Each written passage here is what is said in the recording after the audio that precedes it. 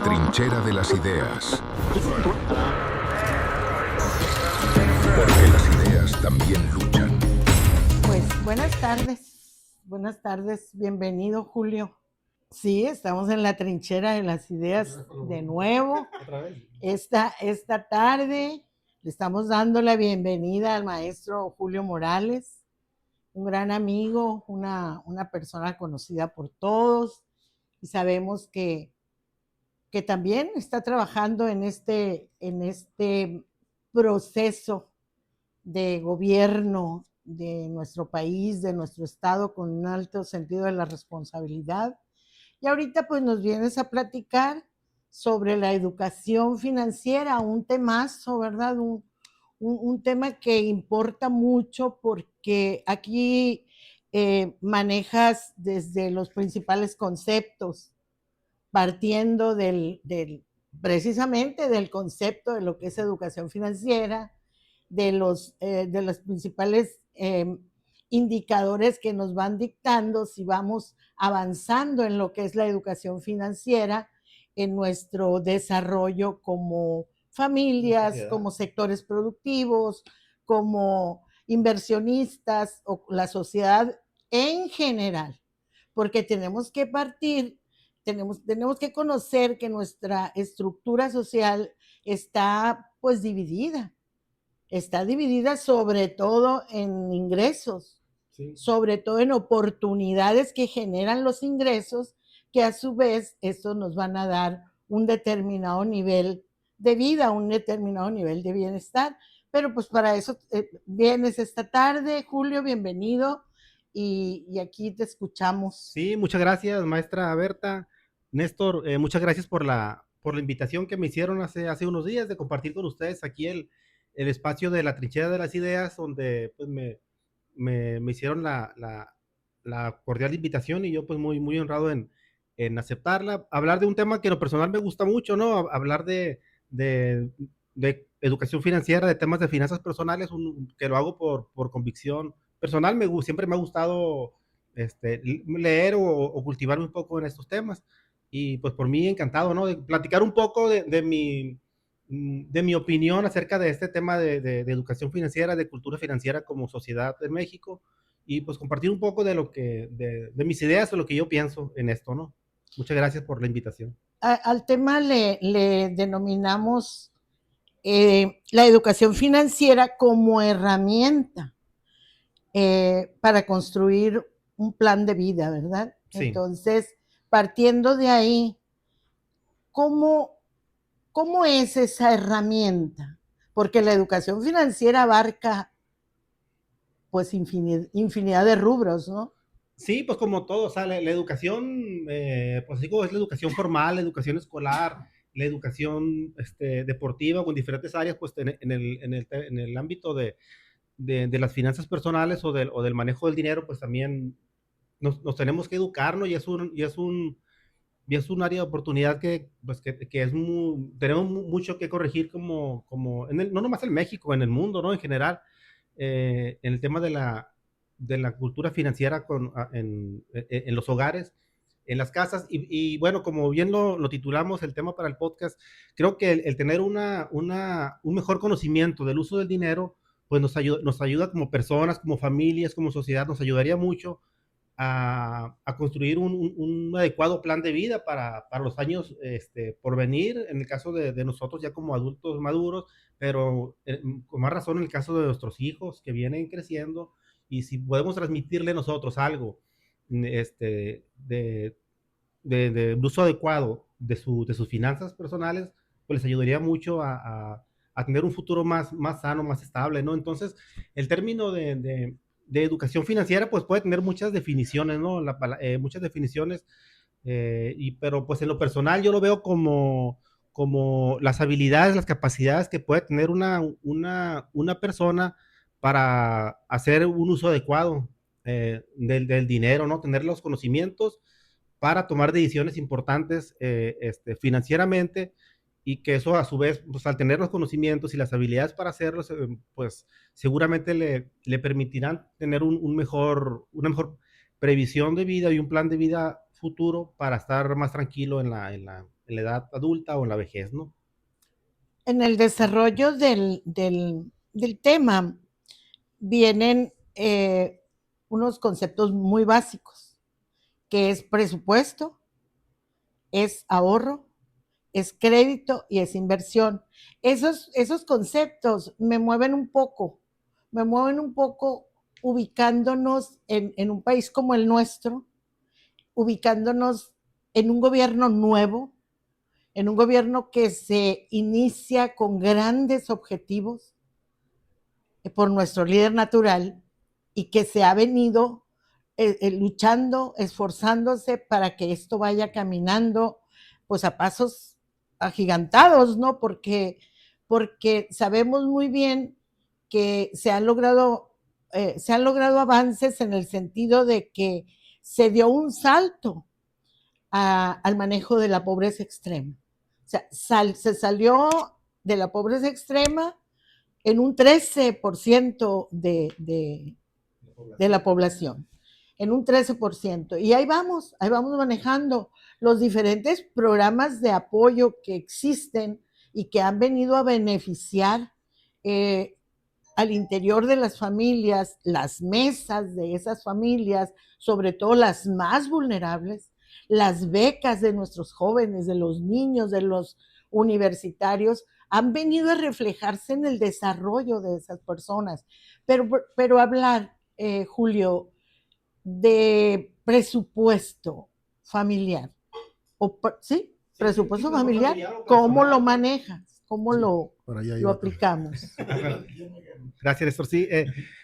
Sí, bueno, para entender el término de educación financiera, pues los conceptos que mencionaba maestra Néstor son fundamentales. De hecho, de eso se compone la educación financiera, entender lo que es un presupuesto, lo que es el ahorro, lo que es ingreso, el crédito y la inversión, pues son los conceptos que componen una definición de educación financiera, porque si no los entendemos, pues es parte de lo que podemos considerar como nuestra ignorancia financiera en esos términos. Bueno, el presupuesto puede ser desde lo más básico, un presupuesto personal para alguna actividad que queremos hacer, el presupuesto familiar obviamente, pues ya hablando de escalas más grandes, las instituciones, las empresas, pues tienen que hacer un presupuesto para saber cómo van a hacer sus ingresos y cómo van a hacer sus gastos.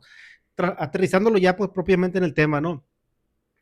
Como familia y como personas, tenemos que tener claro qué es lo que ganamos, cuánto ganamos. Nuestros ingresos pueden ser normalmente, si somos empleados, pues de nuestro trabajo, ¿no? Pero, y habrá ocasiones o personas que tienen, además de su trabajo, algún otro ingreso por cualquier actividad, ¿no? Por cualquier actividad extra o adicional. Entonces, el presupuesto básicamente son ingresos y separar ingresos y gastos, ¿no? Y parece muy sencillo, pero es algo en que fallamos mucho, o sea, no tenemos la conciencia o la disciplina tal vez de sentarnos y dedicarle tiempo a elaborar un presupuesto, a decir, yo gano tanto dinero a la quincena, a la semana, al mes, como se quiera hacer, ¿no? El presupuesto puede ser flexible si uno lo quiere programar a la semana, a la quincena o al mes. El chiste es sentarse, hacer la tarea y tener la disciplina de hacerlo. O sea, mis ingresos son tantos. Entonces, de esos ingresos que yo tengo, ¿cuánto yo estoy en posibilidades de gastar? Y los gastos, pues también los podemos separar de muchas maneras. Los gastos, los imprescindibles, que son inevitables, como pues, el pago de los servicios básicos, como la alimentación, y como nuestros gastos que son inherentes para nuestra vida, ¿no?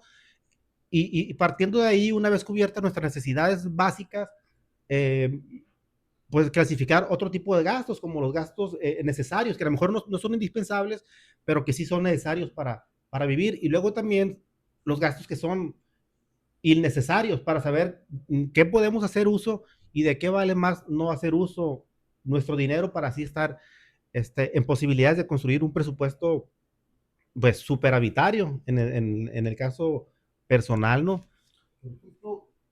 Por ejemplo, si nos aterrizamos en una familia y suponiendo que el salario mínimo ahorita anda integrado en los 510, 520 pesos, Esa familia estaría percibiendo por fuerza de su trabajo alrededor de 2.500, 3.000 pesos, o 3.500, vámosle poniendo, por los 7 días. De eso tiene que pagar lo que es el agua, la luz, el predial, la alimentación. Ahí, ¿cómo priorizarías el gasto? Sí, o sea, es difícil, ¿no? A veces es difícil hacerlo cuando lo prioritario es comer, y es vestirse, ¿no? Y es pagar los servicios básicos, pero, eh, pero son situaciones individuales o particulares pues que cada familia o cada persona tenemos que evaluar. Lo ideal, hablando en términos así de educación financiera, lo ideal, lo que sugieren, no siempre, es que al menos empecemos desde chicos, lo antes posible en nuestra vida, de ahorrar el 10% de nuestros ingresos, ahorrarlo, lo mínimo, ¿no? Y a partir de ahí, pues, incrementar este ahorro si se puede. Obviamente, entre menor sean los ingresos de una familia, más difícil es hacerlo, ¿no? Realmente. Pero, pero sí, pues, no sé, desde chicos, a lo mejor como familia inculcamos a nuestros hijos a que lo poquito o mucho que se les dé, no gastárselo en cosas innecesarias, pues desde ahí se puede ir construyendo una cultura financiera a nuestros hijos que cuando lleguen a una edad más madura ya la lleven, ¿no? Ya la lleven como parte de su personalidad y tomen mejores decisiones en un futuro. O sea, lo ideal es 10%, mencionaba, pero si no se puede el 10% de tus ingresos, pues menos, pero hazlo. El chiste es empezar a hacerlo, porque si no, o sea, si no lo planeamos desde edades tempranas, pues en la edad adulta o adulta madura, pues llegamos los muchachos llegan con problemas económicos en sus vidas y que eso repercute en otras cosas que a lo mejor vamos a abordar más adelante, ¿no? El tema de las consecuencias de un desconocimiento de la educación financiera. Pero, o sea, partiendo de ahí, regresando al punto inicial, que es construir un presupuesto, el presupuesto nos va a servir para eso, para determinar nuestros ingresos, nuestros gastos, y a partir de ahí tratar de destinar algo para el ahorro y no ver el ahorro como lo que me sobró de mi dinero, sino de mis ingresos, antes que nada, lo que voy a yo separar para mi ahorro, antes de determinar los gastos, en lo posible. No digo que sea lo ideal, habrá situaciones difíciles que no se pueda, pero en lo posible, y hablando de este tema, de mi ingreso, si yo gano, por poner un número, 100 pesos, o sea, en lo posible, 10 pesos o 5 pesos, yo no cuento con ellos. O sea, ese dinero va para mi ahorro y el resto yo lo voy a distribuir en lo que mis necesidades, ¿no? En mis gastos. Y es a partir de ahí donde se puede ir construyendo la cultura del ahorro. Y a partir del ahorro es donde se pueden tomar otras decisiones también de vida, como qué hacer con ese dinero que tengo yo ahorrado para ponerlo a trabajar. O sea, porque si no tenemos de ahorro, es difícil. ¿Y qué es lo que hacemos en una emergencia o en una necesidad? Pues el préstamo, ¿no? Es Es, donde... escuchándote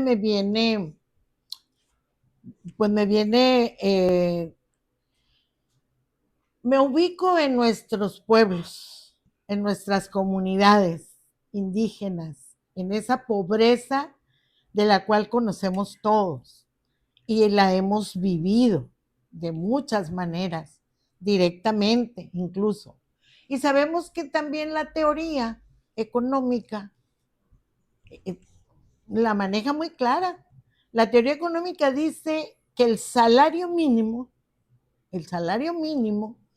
te debe de ser útil para los mínimos de bienestar. ¿Y qué es? El alimento, el vestido, la educación, la salud, y que te deje el margen de recreación. Sí, Todos son 6 mínimos de bienestar, ¿no? sí. Entonces, es una cachetada eso, porque los mexicanos y las mexicanas hemos vivido de muy diferente manera. Hemos tenido ese esfuerzo que tú dices en algunos casos, pero yo mis respetos para la persona que ahorra, ¿eh? Mis respetos, mi reconocimiento total. Pero tenemos un gran número poblacional que no tiene la capacidad ni de consumir los mínimos de alimentos. Sí, sin duda. Yo pienso que, coincidiendo con la maestra Berta, también son muy, ¿cómo se llama? Muy constructivas las opiniones del licenciado. Pero haciendo un poquito, bajándonos al presupuesto normal de una persona ordinaria, ¿no? Que gana alrededor de, ponle, son 300 pesos diarios.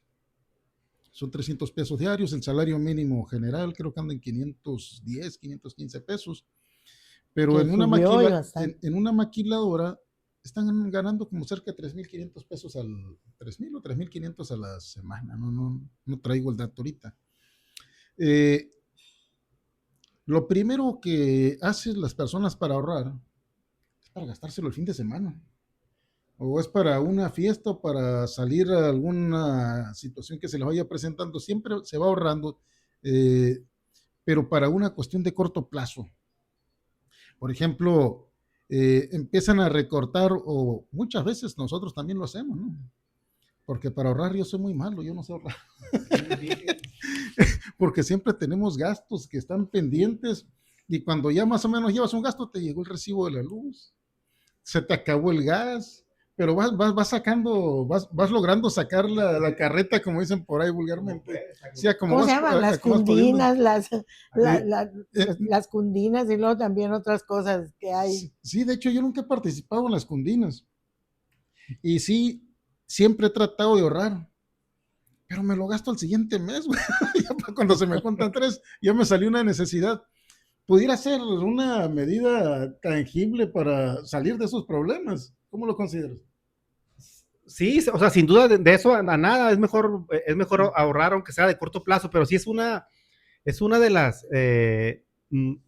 las cosas que tenemos como sociedad, no nomás en el ámbito de la educación financiera, en general, en muchas cosas, pues siempre pensamos en el corto plazo, pues nos cuesta mucho trabajo como personas en muchos ámbitos de la vida pensar en el mediano o en el largo plazo, mucho trabajo nos cuesta. ¿Por qué? Pues porque todo lo queremos rápido, ¿no? Lo queremos en lo inmediato. Y en el tema particular que estamos tratando, pues no es la excepción, pues la gente llega a ahorrar, llegamos a ahorrar muchas veces, pero para lo que viene en un mes o para lo que viene en 15 días o a lo mucho lo que viene en unos meses, que puede ser una fiesta por algo, ¿no? Una fiesta familiar por una piñata o lo que sea, y nos los gastamos, o sea, lo que con mucho trabajo y esfuerzo se pudo ahorrar en cuestión de semanas o de meses, pues va y se va pues en un evento familiar. Y es parte de la educación financiera, sin duda que es una tarea de todos empezar a construir, porque desde el gobierno se han implementado las políticas, ahorita tocamos el tema más adelante, se han implementado políticas públicas orientadas a fomentar la educación financiera, pero obviamente una política pública para que funcione, pues depende de muchos actores, ¿no? De las personas que lo van a implementar, en este caso de los maestros en las escuelas, los padres de familia en casa, de las mismas instituciones encargadas de dar difusión a los temas de educación financiera. Y ahorita que mencionaban esto sobre eso, pues que nos cuesta mucho trabajo ahorrar y cuando por fin lo conseguimos, se nos va en cosas pues que tal vez pueden ser prescindibles, pudieran ser prescindibles, pero para nosotros las consideramos imprescindibles y nos los gastamos. Y ahí quiero mencionar otros dos conceptos que van muy ligados al dinero, ¿no? Que son necesidades, deseos y recursos, ¿no? Los recursos, pues, refiriéndonos específicamente a dinero y tiempo, tal vez. Entonces, sabemos muy bien pues que los recursos son limitados, el dinero es limitado, o sea, tenemos una cantidad fija que nos ingresa por nuestro trabajo, por nuestro negocio. No hay dinero que alcance. No hay, sí, palabra muy coloquial y que siempre se usaba, no hay dinero que alcance, ¿no? Para algo. Sí. Entonces, los recursos son limitados, siempre serán limitados, siempre. Y las necesidades y nuestros deseos no lo son, pues nuestras necesidades y deseos son ilimitados. No hay un límite para Ujú. para los deseos, o sea, siempre queremos algo, siempre si andamos en la calle simplemente... O una cosa genera otras. Tal vez pudiera ser en la educación financiera la proyección del presupuesto con vistas a los próximos 6 meses, ¿no? Previendo más o menos cuáles van a ser tus ingresos y sacar el gasto ordinario, que en este caso pudiera ser el recibo del agua, el recibo de la luz, gastos de gasolina por movilidad, pasajes y educación. Entonces yo creo que a partir de ahí esos gastos ya están ubicados en una... Como imprescindible. Como imprescindibles. Y a partir de ahí yo creo que es donde ya se empiezan a hacer los recortes, ¿no? Sí. Tanto es lo que me gasto por semana por alimentos, y a lo mejor habría que ver qué clase de alimentos es lo que estamos consumiendo, porque a lo mejor estamos consumiendo una cantidad de llamémosle alimentos que no traen nutrientes. Y ahí entraría lo que es la nutrición. Sí, y estaríamos viendo, haciendo como un análisis sobre ese gasto de los alimentos. También tendríamos que ver el desgaste de nuestro calzado y de nuestra vestimenta, que tendríamos que estar previendo cuánto es lo que vamos a ocupar de camisas en 6 meses. Yo creo que sí nos alcanzan 5 camisas, ¿no? 6 camisas, ¿no? Y los pantalones, pues a lo mejor nos alcanzan también un poquito más. Yo creo que sería más que nada el empezar a ubicar cada gasto. Haz de cuenta que le vamos a llamar la cuenta de vestido, la cuenta de... Eso Sí. Es tan flexible como lo queramos hacer las personas, o sea, cada uno, cada familia y cada persona podemos hacer nuestro presupuesto de manera que mejor se nos acomode, o sea, no hay una guía para ello. ¿Cómo conceptualizamos el concepto, valga la redundancia, de educación financiera? Sí, lo mencionabas al inicio, serían como son los conocimientos y las habilidades que podemos tener como personas para hacer el mejor uso posible del dinero, tomar las mejores decisiones financieras con aras de construir un mejor plan de vida, ¿no? en un futuro.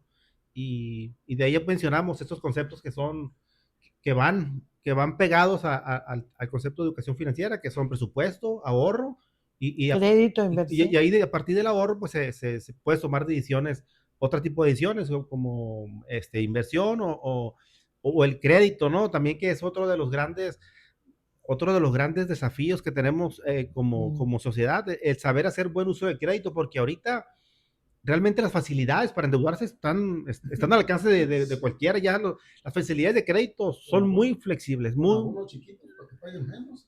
flexibles. Sí, que es una alerta, cuidado. Pero que si le ponemos atención, cuando el abono es muy pequeño, a largo plazo, si sacamos las cuentas, vamos a pagar a veces hasta 2 o 3 veces más el valor del costo original. Yo creo que una de las cuestiones que pudiéramos ver es de que la mayoría de nosotros, o los ciudadanos, me cuento entre ellos, a lo mejor le damos prioridad a cosas sin importancia. Una pudieran ser los gastos de vanidad, que son gastos que no son necesarios y que constantemente lo estamos gastando. Por ejemplo, a mí me tocaba ver a veces, no es en contra de ellas, pero dicen, es que no tengo que ponerme, y tienen el closet lleno de ropa. Es muy común eso. Y también vemos de que muchos empiezan a gastar a lo mejor en los teléfonos de última gama, de mucha tecnología, que a lo mejor por el uso que le das no lo necesitas, ¿no? Pero es lo que está en boga y es lo que nos está vendiendo el comercio. Y nos permite una deuda de hasta 35, 40 mil pesos, ese teléfono nada más, cuando esa función de ese teléfono nos lo permite hacer uno que vale 3, 4 mil pesos también. Y que la deuda, a lo mejor, si le buscamos cómo obtener ese teléfono, a veces hay empresas que hasta te lo dan nomás porque estés pagando un contrato. Habría que ver también el tipo de contrato que necesitamos que solvente nuestras necesidades, porque a lo mejor estamos pagando una cantidad de datos que no los usamos y no los vamos a utilizar. Y el tiempo, pues debemos de tener en cuenta que el tiempo en las llamadas telefónicas es para acercar, ¿cómo se dice? es para acercar a las personas, no para alargar las llamadas, no para alargar los tiempos. Ajá, ajá. Entonces, pues de suerte que ahorita ya las llamadas ya son por llamadas, ya no son por tiempos, afortunadamente. Era otro abuso. Que en su tiempo fue un abuso que cada minuto te costaba cierta cantidad de recursos. Violencia. Sí, sobre todo. Teníamos muchos gastos que ahorita yo creo que hemos ido avanzando conforme a las políticas de los gobiernos, pero también han permitido de que los ciudadanos nos vayamos endeudando. A contrario, Censo, en lugar de sacar las prioridades, nos vamos incrementando más deudas. Porque, por ejemplo, ahorita traemos el tema de cuál es el último tema en boga. Todo el mundo quiere traer un vehículo último modelo, o todo el mundo quiere traer un carro eléctrico. Y mientras que tenemos una cantidad de personas dentro de nuestra población que lo que quiere tener es que comer este día, o simplemente quieren tener agua en su casa. Entonces, siempre tenemos que priorizar qué es lo necesario desde mi punto de vista. Muchas veces a lo mejor quieres estar consumiendo alimentos que están afectando tu salud y que son muy caros. Por ejemplo, las botanitas y los refrescos, si sacamos cuentas cuánto es lo que nos lleva a la semana, estaríamos quedando asombrados. Ahora que si lo cambiamos por un agua fresca que elaboremos en nuestra casa, a lo mejor nos quedamos sorprendidos por lo sano que son y el gasto que nos están evitando. Sí, no, sería una cuestión de orden más que nada. Sí, Néstor, de orden y de cultura en casa, de cómo nos organizamos. Es que el tema da para mucho, tiene muchas ramificaciones, Aristas, pues sí. sí, muchas. El hablar de educación financiera tiene que ver no nomás con el hábito de hacer un presupuesto de ahorro, sino con los hábitos que tenemos como personas, alimenticios, de vanidades, de muchas cosas que a lo mejor por querer estar o vivir el momento, pues no nos permite pensar en un futuro inmediato o en un futuro lejano para tomar mejores decisiones. Entonces sí, es un tema pues muy interesante, que da para muchas áreas y Es tan extenso como el tema de la felicidad. sí. Un punto que tocas que me pareció muy, muy, muy interesante. El analfabetismo en la educación financiera en nuestro México. Sí, bueno, pues lo podemos, sería voltear el término, creo yo, el término inicial de educación financiera, o sea, por llamarlo así, el analfabetismo financiero, pues lo podemos traducir como la falta de conocimiento, la falta de conocimiento de financiero o del uso de nuestro dinero para tomar mejores decisiones. Entonces, ¿a qué nos puede conducir esta falta de cultura, de conocimiento del uso del dinero? Pues a muchas cosas, ¿no? Desde problemas de ansiedad, porque, o sea, no vamos a negar que si estamos endeudados o sentimos que no nos alcanza el dinero, pues no funcionamos igual, ¿no? O sea, el estrés, la ansiedad, los problemas mentales, los problemas de salud, pues pueden ir aumentando y nos pueden afectar en muchos ámbitos de nuestra vida. ¿Y viene del analfabetismo financiero? Sí, o sea, pues entendemos por analfabetismo pues el desconocimiento de algo, pues el desconocimiento de algo, en este caso de las finanzas. Y no vamos a hablar del término finanzas muy avanzado, estamos hablando de lo básico, ¿no? Que es conocer qué hacemos con nuestro dinero, en qué no nos gastamos, qué consideramos como una necesidad, una necesidad básica y que no. Por ejemplo, en la deuda, si tienes un salario mínimo, ¿cuál sería lo que sugerirías tú de que pudiera ser la deuda o que fuera para pago de deudas? Bueno, Un porcentaje. Sí, primero habría que ver, número uno, si se tienen deudas, va a ser la prioridad de salir de las deudas, ¿no? Entonces, antes de pensar en un ahorro, es pensar en salir de las deudas, ¿no? O sea, es cubrir lo que se debe, porque si no trae caso que estemos buscando ahorrar dinero cuando tenemos una deuda que está creciendo. Entonces, en el caso de las familias, o sea, mi opinión muy personal es, si tenemos deudas y estamos batallando para que nos alcance ese dinero quincenal o mensual, lo primero es buscar salir de esa deuda para una vez cubierta, buscar tomar ya decisiones ahora sí orientadas hacia el futuro, de empezar a ahorrar y tener y construir, pues nuestro que le llaman mucho es nuestro fondo de emergencia, ¿no? Un dinero que nos sirva como fondo para cubrir alguna necesidad imprevista en un futuro, y si gracias a Dios no se da esa necesidad, pues seguirlo enriqueciendo este fondo para hacer o planear algo con ese recurso en un futuro. Lo ideal siempre es iniciar, que es lo más difícil. Pues es difícil iniciar cuando no tenemos ese hábito de organizar nuestro dinero. Se nos complica mucho porque lo vemos y así como llega, se va, ¿no? Por eso mencionaba hace unos momentos, lo ideal, hablando de un mundo ideal, sabemos que a veces cada familia es diferente, cada persona es diferente y habrá quienes desafortunadamente apenas y alcanzan, ¿no? Pero hablando ya de personas que sí pudieran hacerlo, es separar de nuestros ingresos, separar al menos el 10%, y se puede, y si no, pues menos, ¿no? Pero separar algo, guardarlo, empezar a construir un ahorro, y lo demás, pues sí, ya distribuirlo entre las necesidades que platicamos, que ya hemos platicado, ¿no? En el programa. Ahorita que comentábamos el tema de la deuda, yo creo que, como mencionas, el tema de lo difícil que es, me estaba acordando ahorita en términos campiranos, cuando la mula va a jalar la carreta por primera vez, la patea, respinga, relincha y mete en un brete al dueño de la mula o al dueño de la carreta, ¿no? Pero después la empieza a jalar ya por inercia, ya es algo natural para ellos. Probablemente para nosotros también sea igual, ¿no? Se nos va a dificultar mucho adaptarnos a un cambio. La carga hacia el burro. Pues yo creo que el burro somos nosotros. Por eso, pues. Sí, y las deudas, la deuda o la cuestión financiera, la educación financiera sería la carreta. Y adaptarnos a jalarla o a llevarla nos generaría muchos problemas de inicio.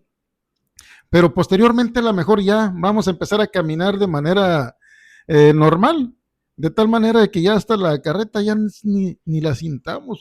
De tal manera Decía que empezamos un amigo muy querido, que ya no está, ¿no?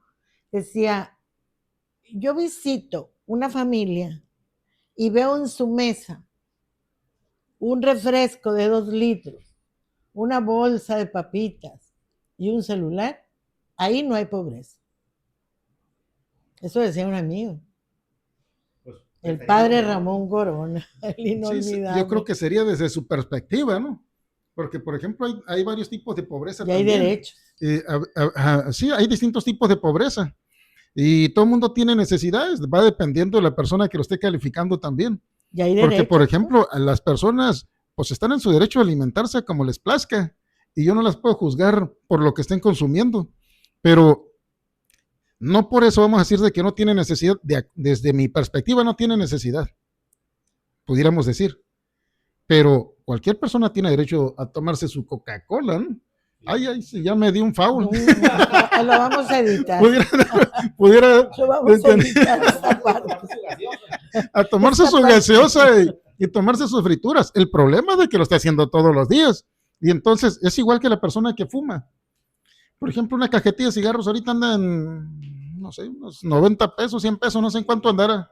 Y hay quienes fuman todo el día, que se llegan a fumar hasta 2, 3 cajetillas en un día, pues son 300 pesos. Puros sanos aquí. Sí, de suerte ya casi no veo gente fumando, ¿no? Ajá. Pero antes había personas que se aventaban 3, 4 cajas diarias, y trasladándonos al tiempo de ahorita se estaban quemando de 210 a 300 pesos. Y el salario mínimo en aquel tiempo era muy inferior, pero ahorita lo trasladamos al actual, andan 300 pesos el salario mínimo, 200 y feria, ¿no? No, sí, está por encima. Sí, pero al final de cuentas le están quedando 200 pesos nada más para los gastos, para los demás gastos, y de esos demás gastos vas a empezar a priorizar. Y lo curioso es que el fin de semana dicen que toman y beben y vuelven a beber. ¿Cómo le hacen? Yo creo que de ellos sí ocuparíamos nos dieran clases de educación financiera, ¿no? Evaluando al país del 1 al 10 en educación financiera. ¿Qué nivel? Bueno, comparado con otros países o... Pues no, No, sí, no, comparar con esta situación, con este contexto que estamos analizando, o sea, sin comparar, porque no podemos ok. comparar ahorita, pero en este contexto que hemos versado ahorita, pues, ¿qué nivel le damos? Una calificación, o sea, nos falta mucho por construirnos como, como país. Mencionaba ahorita, se han hecho muchos esfuerzos, se están haciendo muchos esfuerzos por llevar los conceptos y el término de educación financiera a los niños y a los adolescentes. Desde la administración anterior, desde el Plan Nacional de Desarrollo del expresidente López Obrador de 2018-2024, ya se venían haciendo antes, ¿no? Pero sí, pero 2000, particularmente hablando del 18 al 24, sí se le dio mucha prioridad, impulso al tratar de alfabetizar más financieramente, sobre todo a los más al chicos, pueblo de México. a los más chicos. Y ahorita en el actual Plan Nacional de Desarrollo de la presidenta Claudia Sheinbaum, igual, ¿no? Existe programas orientados a enriquecer o a cultivar la educación financiera en los hogares, en las empresas y en las escuelas, ¿no? Y a través de, pues, las instituciones encargadas de ello, pues principalmente es la Conducef, la que ha tomado la batuta en el llevar esos temas a las escuelas principalmente, a través del Banco de México, a través de la Comisión Nacional Bancaria y de Valores y a través del Banco del Bienestar, ¿no? Son las instituciones que se han dado a la tarea de llevar materiales, a distribuir materiales y, y, y llevar esos conceptos a las escuelas primarias, a las escuelas secundarias, a las familias. Ya aparece en la currícula escolar. No, no aparece. Desafortunadamente no es un tema que esté en los planes de estudio, no, todavía. Pues está solamente como, ¿qué digo? Como una Una estrategia o propuesta. como una pues no como propuesta, sí es una estrategia, es un proyecto que ya está llevándose a cabo, pero no está incluido en los planes de estudio, no se enseñan estos temas. Y entonces, pues sí habría que evaluar, ¿no? O sea, desde mi opinión, eh, ¿cómo estamos? O sea, estamos bien a secas, creo que estamos, como sociedad estamos bien a secas, nos falta mucho por, por construir. Si bien un paso importante que se ha dado es el acceso a los servicios financieros de las personas. Actualmente, la gran mayoría, o sea, tres cuartas partes de las personas tenemos ya acceso a una tarjeta, ¿no? Sí. A una tarjeta y a tener el dinero ahí. También tenemos el acceso al crédito, pero lo que no hemos aún consolidado es el uso adecuado de las tarjetas, tanto de débito como de crédito, ¿no? Entonces, y es algo que, pues, pues, se debe de construir a mediano y a largo plazo, o sea, pero por algo se inicia, como Sí, ya todo lo mencionamos ahorita. digital está en manos de mucha gente, ya lo maneja. Ahorita que mencionabas ahorita que mencionabas el tema de las tarjetas de crédito y débito, hay varias cuestiones de que la tarjeta de débito es dinero en efectivo y la tarjeta de crédito pues es un crédito realmente. ¿Tú cómo sugieres que se utilice la tarjeta de débito o de crédito? ¿O qué sería lo que se debiera utilizar primeramente, la tarjeta de crédito o la de débito? Bueno, pues es una decisión ya muy personal, pero yo diría que la tarjeta de crédito obviamente tenemos que tener mucha responsabilidad al Manejo. usarse, porque no es dinero nuestro, pues la tarjeta de crédito es eso, es un crédito y, y, y desafortunadamente tendemos a veces a ver como la tarjeta de crédito como, pues como un dinero nuestro pues, y gastamos y al momento de tener que pagar esa deuda, pues no tenemos el dinero. ¿Y qué hacen a veces las personas? Pues pagar el mínimo o pagar si te gastaste 10,000 pesos al mes en esa tarjeta, no, pues no los tengo.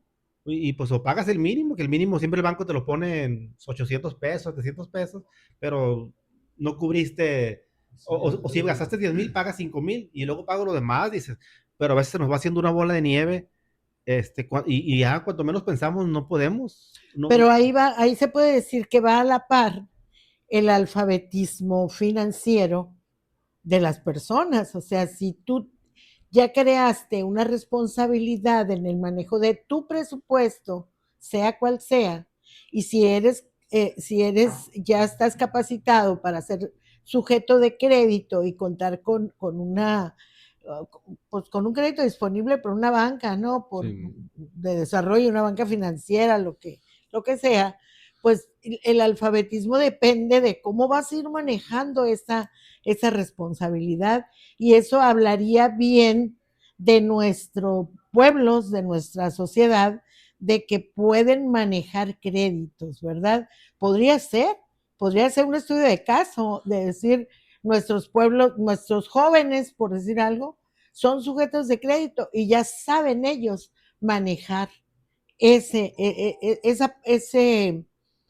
monto de crédito que te da la banca, ¿no? O sea, podría ser ir evaluando las responsabilidades e ir evaluando también el alfabetismo financiero por sectores, porque si nos ponemos a decir los adultos están capacitados o están alfabetizados financieramente, pues no sabemos a dónde nos enfocamos, qué tipos de adultos, ¿verdad?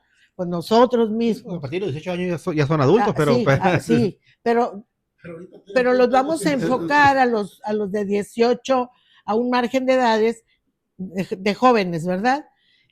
Adultos, pues nosotros, yo tercera edad, pero adulto, pero adulto mayor, manejando de diferentes formas la alfabetización financiera. En eso estamos.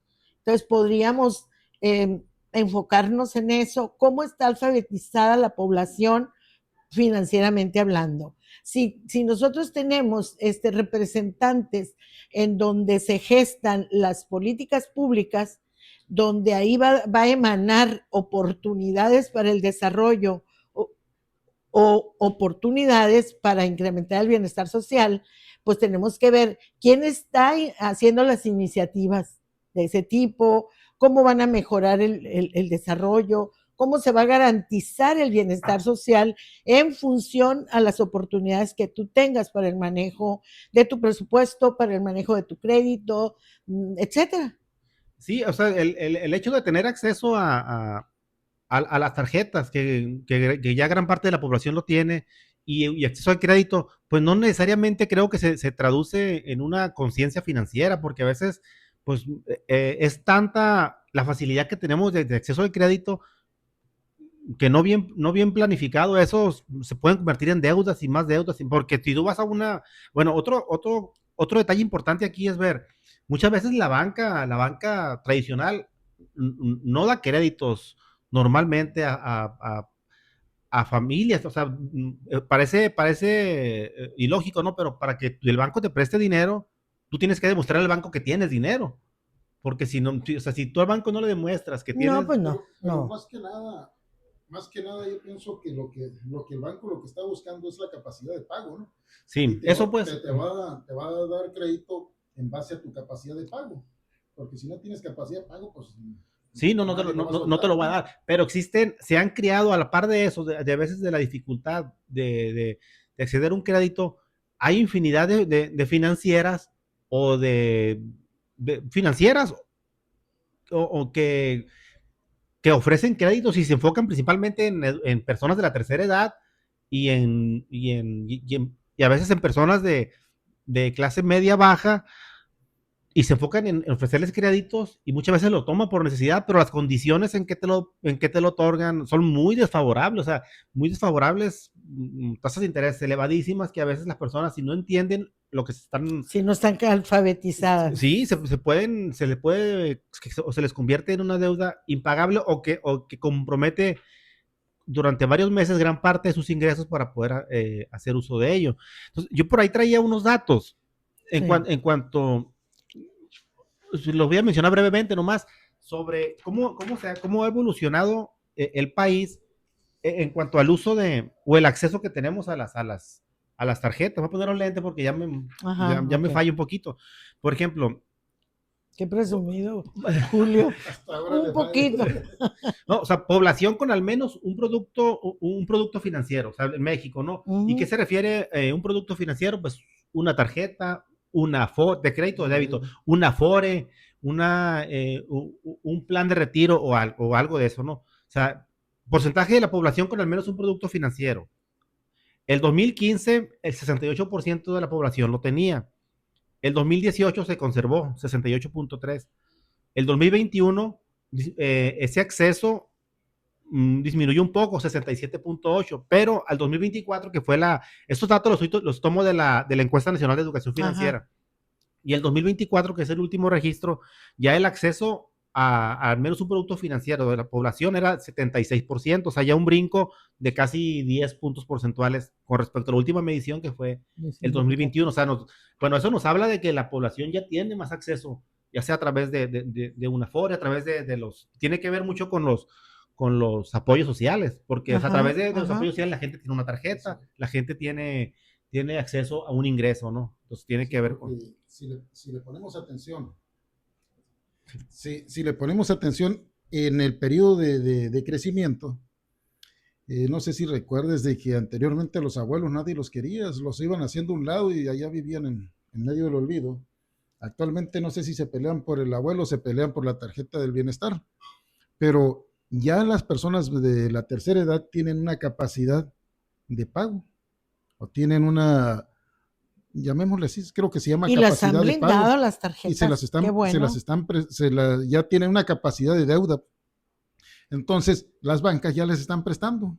Ya hay un circulante, se está generando circulante.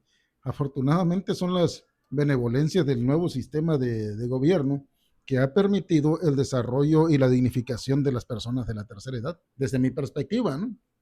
No, sí. Adultos mayores, ¿verdad?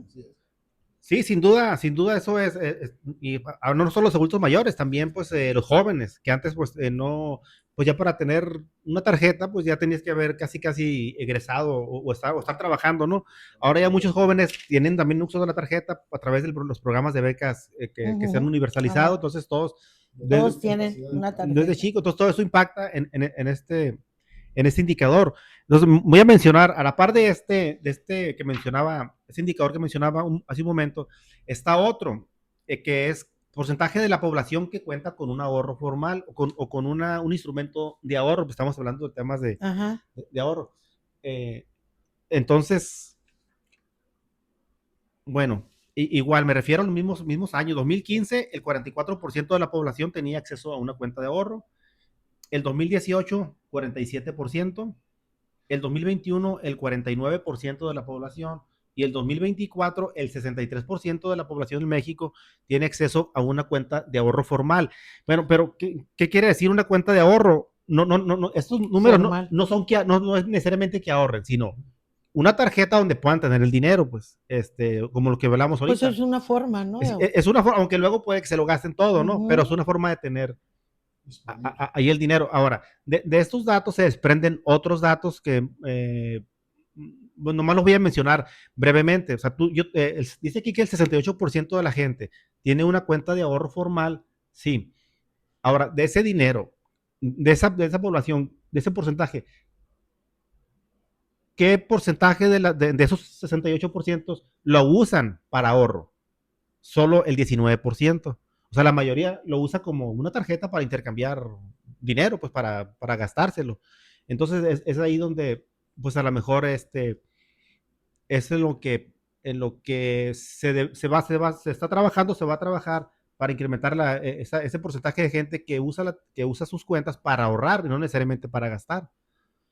Pero sí son como parte de los esfuerzos que mencionaba ahorita de la educación financiera, se hacen anualmente estas encuestas para ir midiendo el porcentaje de la población que tiene acceso a una tarjeta, que tiene acceso a un crédito, que tiene acceso a productos financieros y qué porcentaje de la gente ahorra.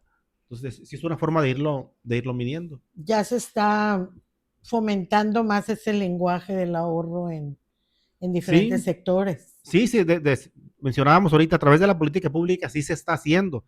Ahora pues, hay que darle tiempo para que se traduzca en o sea, beneficios, hay iniciativas, ¿no?, ya fuertes al respecto.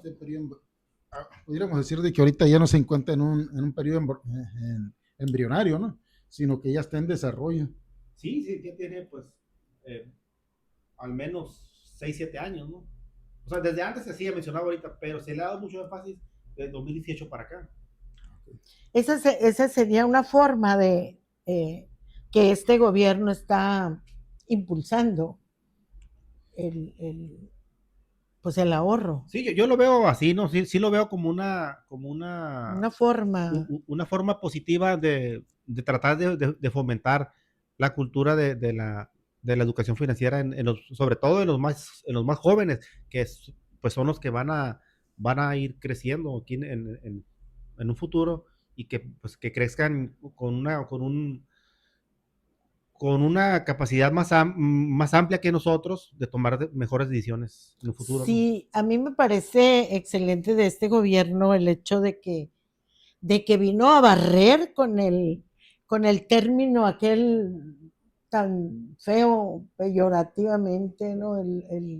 Que les llamaban a los jóvenes ninis, ni estudian ni trabajan. O sea, qué forma tan grotesca de dirigirse a ese sector de la población tan importante. Y ahorita este gobierno ha barrido con ese término, porque a mí me enorgullece bastante el saber que nuestras comunidades de los pueblos originarios tienen cerca universidades con, con, con enfoques tan hermosos que salen de ahí de su mismo contexto.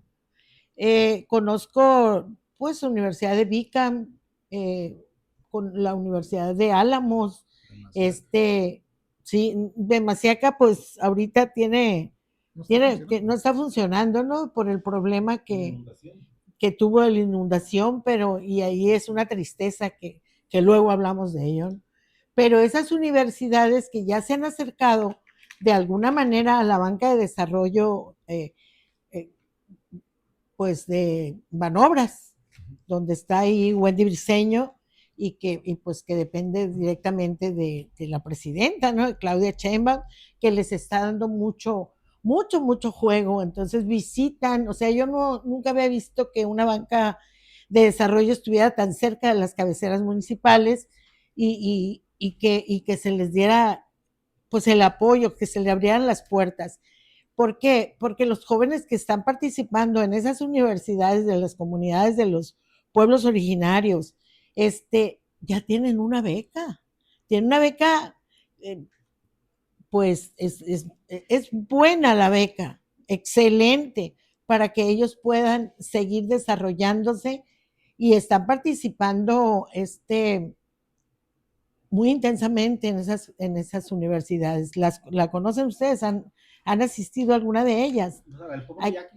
Hasta la fecha yo no las conozco. Hay ¿no? que estar, hay que ir a visto visitarla porque sí es parte del orgullo de este nuevo gobierno, ¿no?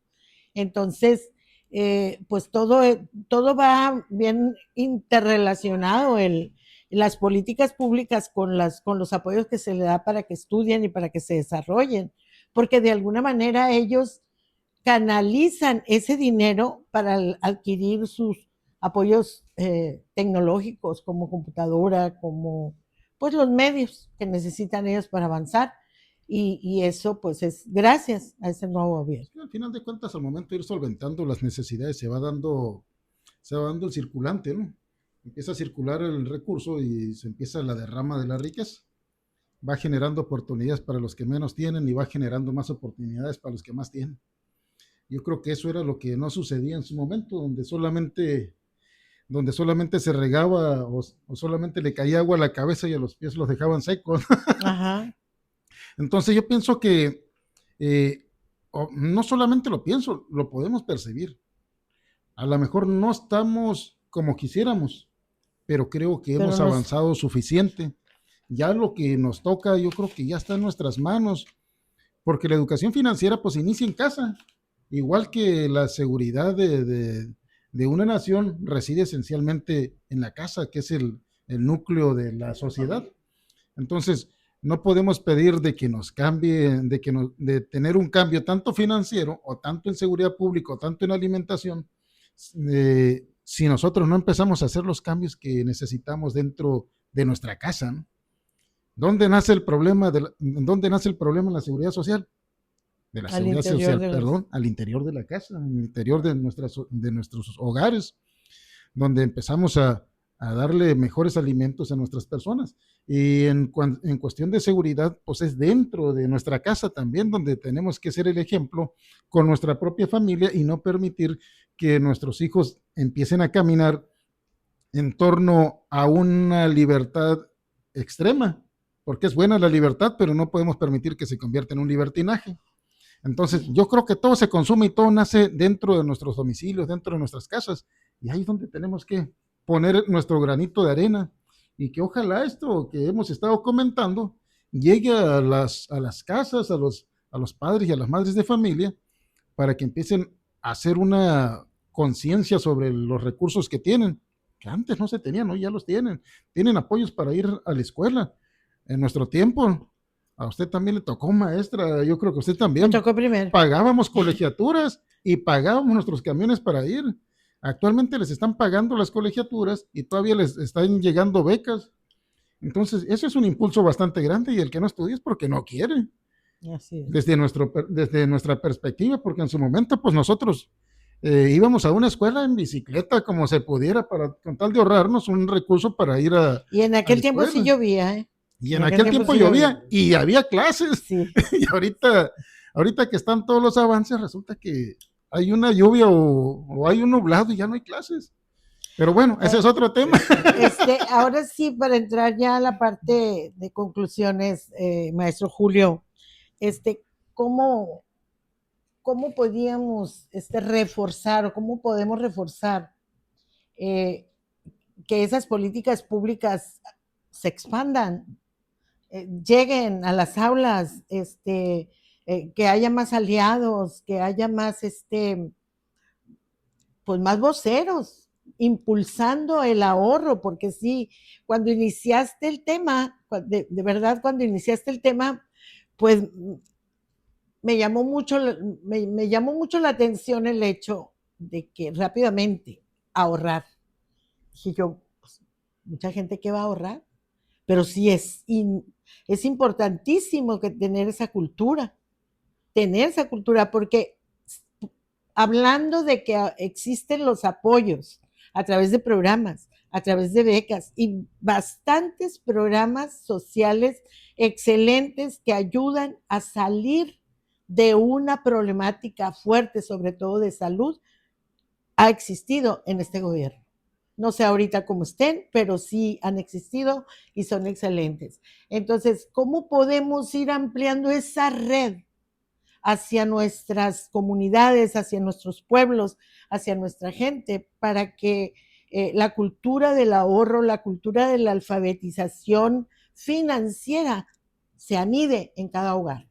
Sí, pues ya eso pues hay muchos medios, ¿no? Mencionaba ahorita todos los organismos pues que se han dado la tarea de difundir la educación financiera en México. Nosotros desde casa, si de alguna manera pues no tenemos muchas dudas en cuanto a los términos, pues podemos buscar a través de las páginas de internet. Si entra uno a la página de Conducef, hay mucho material, desde muy básico hasta más avanzado. Hay cursos, hay diplomados que nos buscan capacitar en el uso del dinero. El Banco de México, ni se diga, el Banco de México en su página tiene también apartados donde te brindan mucha información de qué es lo que hace el Banco de México, qué es el dinero, las formas del dinero, formas de hacer un presupuesto. Entonces todo eso, repito, nos ayuda mucho para entender los conceptos básicos y empezar a trabajar desde casa pues, en la construcción de un presupuesto o de